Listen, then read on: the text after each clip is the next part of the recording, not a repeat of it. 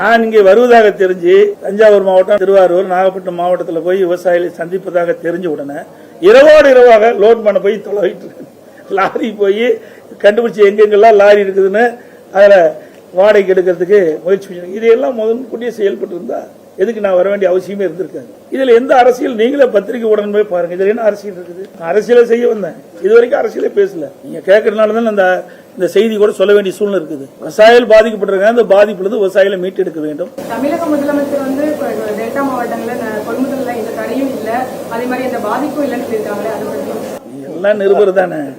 என்னை விட்டுருங்க, போய் பாருங்க.